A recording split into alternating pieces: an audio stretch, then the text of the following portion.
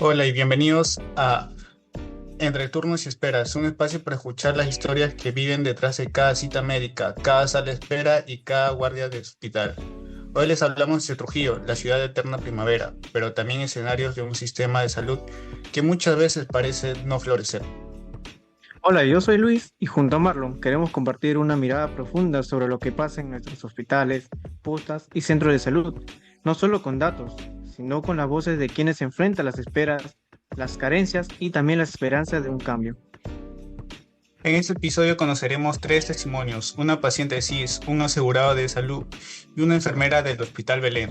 Tres realidades distintas que reflejan un mismo problema, la dificultad de acceder a una atención oportuna y de calidad. ¿Por qué también hablar de salud es hablar de dignidad? Y porque el derecho a la salud no debe depender del lugar de donde vives o de cuánto dinero tengas. En Trujillo, el sistema de salud involucra al Ministerio de Salud, al mismo E-Salud y los establecimientos municipales o locales, pero sin embargo la fragmentación entre estos niveles, la falta de coordinación institucional y los limitados recursos generan demasiadas brechas de acceso. Tomemos un ejemplo concreto. El Hospital Regional Docente de Trujillo. Es un hospital de categoría 3-1 que brinda atención especializada y cuenta con servicios de hospitalización, UCI y emergencias y áreas quirúrgicas. En nota de empresa oficial se indica para enfrentar la pandemia se habilitaron 182 camas de adultos, 18 camas de pediátricas, 8 cunas y 16 incubadoras para los pacientes COVID-19. Además, se proyecta un nuevo hospital regional con 519 camas, 84 consultorios, 15 salas de operaciones y capacidades UCI para adultos y pediátricos. En cuanto al seguro social, el Hospital Víctor Lasartes de E-Salud, ubicado en La Libertad, realiza un promedio de 1.500 diagnósticos por imágenes mensuales, gracias a un tomógrafo multicorte de 64 cortes. En el 2015, dicho hospital atendió 188.783 consultas externas y efectuó más de 11.000 cirugías. Recientemente se han anunciado reformas en el Centro Quirúrgico de Salud Lasarte para beneficiar a más de 750.000 asegurados en la región de La Libertad. La Contraloría General de la República ha alertado un desabastecimiento de medicamentos en el Hospital Víctor Lasarte y en el Hospital de alta complejidad Virgen de la Puerta, lo que evidencia la fragilidad logística. También existe mantenimiento reciente en áreas claves como maternidad, emergencia, cirugía y espacios de espera en el Hospital Lasarte. Así pues, en Trujillo coexisten instituciones que tienen recursos especializados, pero también hospitales o postas que carecen de lo más básico, como personal, insumos y medicina, lo que genera turnos y esperas excesivas para muchos ciudadanos. Hoy nos acompaña Ana Esperanza, una mujer luchadora de 52 años, vecina de Paiján, en la provincia de Ascope. Ella es una usuaria del CIS y vive con una enfermedad crónica, artritis reumatoide. Ana, bienvenida al programa. Gracias por invitarme, Marlon y Luis. Hoy quiero contar mi historia, porque sé que hay muchas personas como yo que sufren en silencio. Me diagnosticaron artritis hace más de 5 años. Al comienzo pensaba que era solo el cansancio, pero con el tiempo no podía ni cerrar la mano de tanto dolor. Oh, Ana, lo que cuenta es muy trágico. Me gustaría hacerte algunas preguntas. Y comienzo diciendo, ¿dónde fuiste primero? ¿Y cómo fue ese primer contacto con el sistema de salud? Bueno, primero fui al centro de salud de Paiján, me atendieron, pero no tenían especialistas ni medicamentos adecuados. Me dijeron que tenía que ir al hospital regional en Trujillo para que me vea un reumatólogo. Me dieron una cita para dentro de 4 meses. Cuando por fin me vieron ya había perdido la movilidad de una de mis rodillas. Y dime, Ana, ¿los medicamentos te los cubría el CIS? Algunos sí, pero los más importantes no. Me recetaron un tratamiento biológico, pero era carísimo. El CIS no lo cubre y yo no puedo trabajar por el dolor. Mi esposo es un agricultor y no le alcanza el dinero para mis medicamentos. Entonces tomo lo que puedo o lo que me dan o lo que consigo en las farmacias más baratas. ¿Y cómo te afectó? ¿Te afectó esto emocionalmente? ¿Cómo viviste este proceso? Bueno, a mí me afectó mucho emocionalmente. Hay días en los que no puedo levantarme en cama, no por flojera, sino porque el cuerpo no me rinde. Por lo que más me duele es sentir que el sistema de salud no existe si no estás a punto de morirte. Como tengo una enfermedad lenta, silenciosa, no es prioridad y mi vida se ha detenido debido a esta enfermedad que no es atendida. ¿Pero has recibido algún apoyo psicológico o seguimiento constante? No, nunca me han ofrecido terapia ni seguimiento psicológico. Solo voy al control, me revisan y me dan una receta. Pero no hay continuidad. Siento que me estoy apagando y nadie se da cuenta. Ana, como última pregunta, quería preguntarte, ¿qué mensaje le darías a las autoridades que hoy en día nos puedan estar escuchando? ¿Qué nos contarías al respecto? Yo les recomendaría a las autoridades que miren más allá de Lima, que la gente en los pueblos también sufre y también se enferma, y que una enfermedad crónica también te puede matar, aunque no sea de un día para otro. Finalizando con la conversación con nuestra amiga Ana, que nos compartió su historia, ahora escuchamos a Fernando, un joven trabajador del sector tecnológico. Está afiliado a eSalud y nos contará su experiencia. Hola, ¿qué tal? Muy buenas tardes. Bueno, como me han presentado, soy Fernando y quiero comentarles un caso que me ha pasado ya hace un año, donde tuve la desafortunada suerte de lesionarme la rodilla jugando fútbol. Y bueno, esto me llevó a ir al hospital de salud aquí en Lasarte y me dijeron que necesitaba unas radiografías. Pero esta cita, el problema era que tardaba en 2 meses. Imagínense, 2 meses sin poder caminar bien, con el dolor constante cada día. Por eso es que al final terminé pagando una resonancia en una clínica privada, porque no podía esperar tanto, ya que tenía que trabajar. Y cuéntanos, ¿cómo fue el proceso después? Bien, una vez que terminé este proceso en una clínica privada, regresé allá a Lasarte y el proceso fue desafortunadamente lento, debido a que me derivaron a fisioterapia y cirugía, pero cada cita era otra espera más. No sé, yo pago mi seguro todos los meses, como muchos trabajadores, pero aún así tengo que cubrir por fuera mis exámenes para no perder el tiempo. Esto realmente es frustrante, ya que en salud hay buenos profesionales, yo sé que hay buenos profesionales, pero los procesos son lentos y la burocracia te agota. Muy interesante lo que nos cuenta, pero Fernando, cuéntanos, ¿qué opinas del trato personal médico? ¿Cómo fue tu experiencia?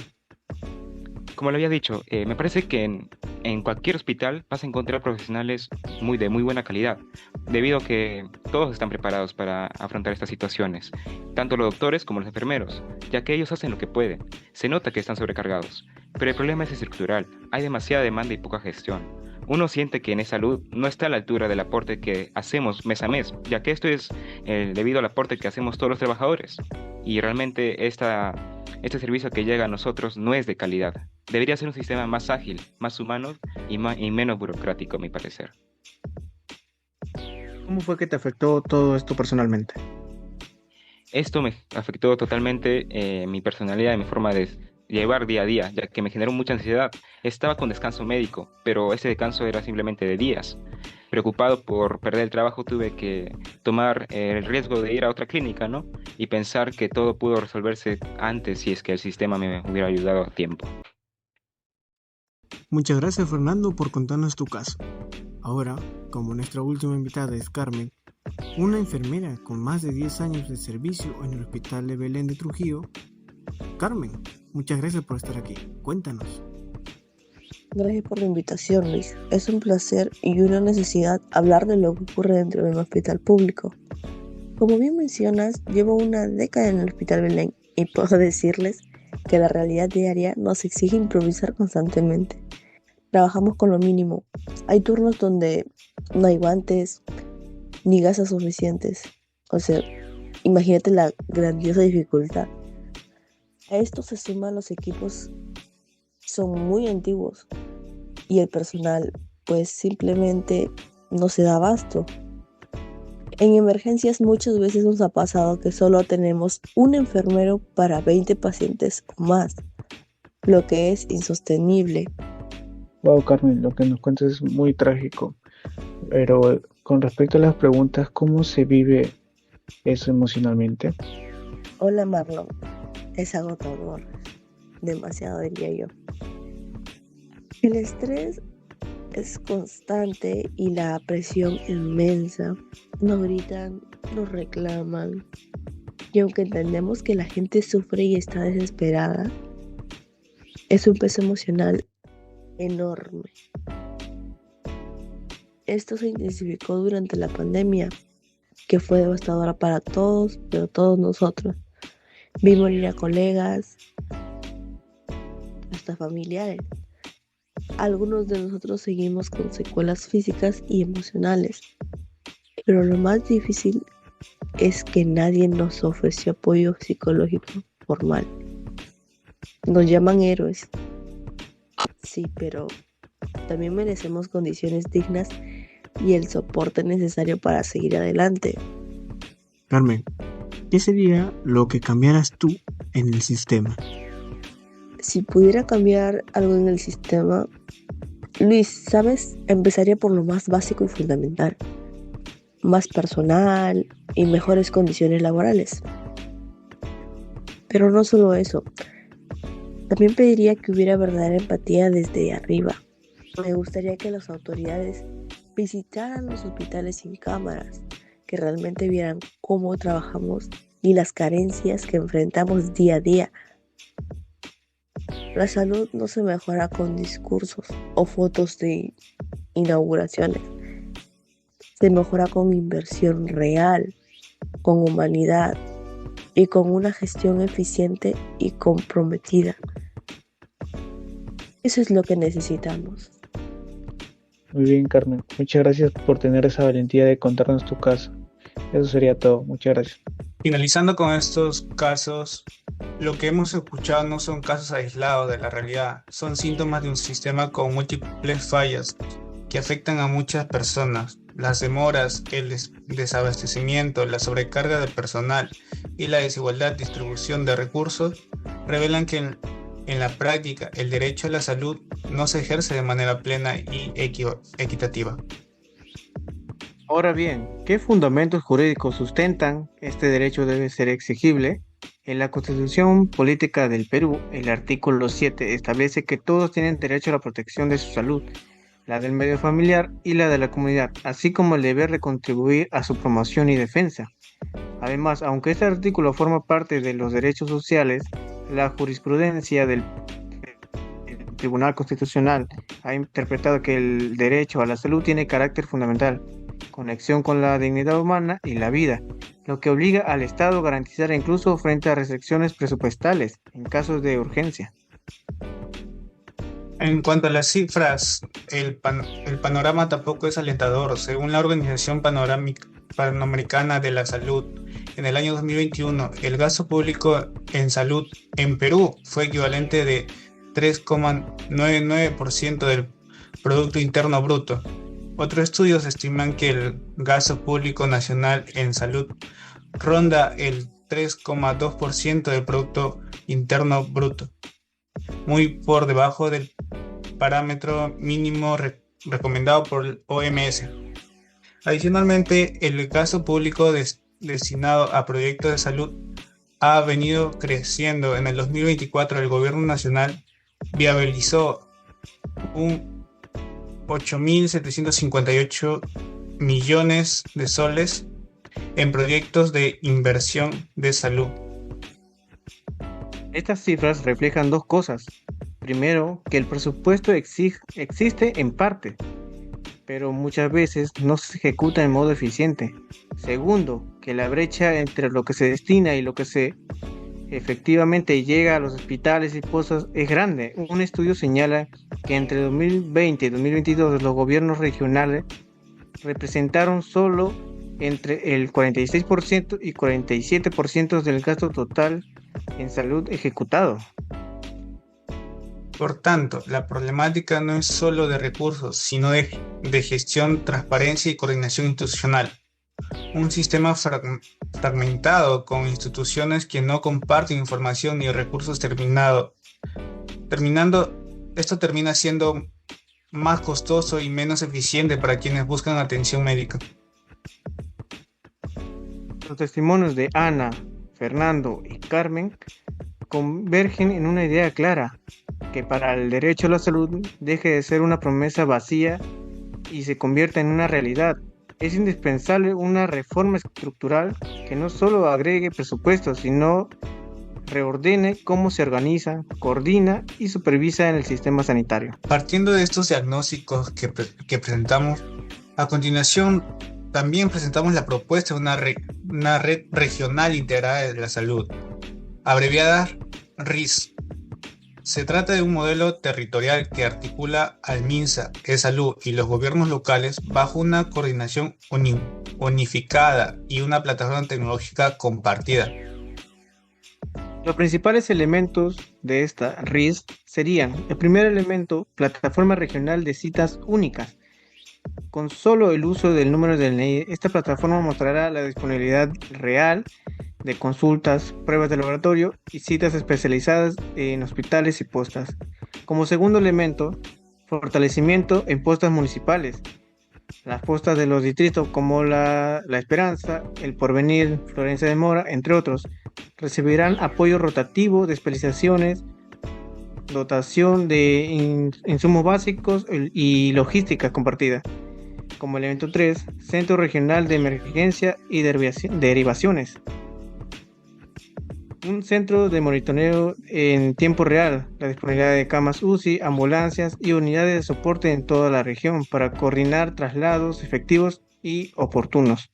Como elemento 4, el Consejo Ciudadano de Salud y Transparencia, un órgano participativo conformado por representantes de la sociedad civil, usuarios del sistema y profesionales de salud. Y como quinto elemento, mecanismo de fiscalización y evaluación continua, indicadores de calidad, encuestas de satisfacción, auditorías periodísticas y sanciones en casos de ineficiencia o corrupción. La gran fortaleza de este proyecto abreviado RICS es que no exige una reforma constitucional ni un cambio legal radical inmediato. Puede comenzar con acuerdos regionales y fondos ya existentes e ir escalando. La clave es la voluntad política, la coordinación interinstitucional y el empoderamiento ciudadano. Una vez establecida esta red, podría aliviar la carga sobre los hospitales de referencia, reducir la lista de espera, mejorar el acceso en zonas rurales o periféricas y hacer que los recursos públicos sean usados de forma más eficiente y... Bueno, queridos oyentes, hoy hemos recorrido realidades palpables, historias de lucha, de espera y de resistencia. Hemos visto cómo el derecho a la salud, consagrado en el artículo 7 de la Constitución, debería ser un manto protector sobre todos, pero en la práctica está fragmentada, desigualdad e inaccesible para muchos. Hemos mostrado cómo el gasto público en la salud, aunque haya crecido en proyectos de inversión, sigue siendo insuficiente en relación al tamaño de las necesidades, como con un porcentaje del PBI muy por debajo del ideal que sugiere el OMS. Pero también hemos ofrecido un camino, la red regional integrada de salud, no como una utopía, sino como una estrategia concreta y plausible para que la salud deje de ser promesa incumplida y se convierta en una experiencia vivida para todos. Invitamos a las autoridades locales, profesionales de la salud y ciudadanía a sumarse a esta propuesta, porque mientras haya personas esperando atención, el sistema aún nos debe.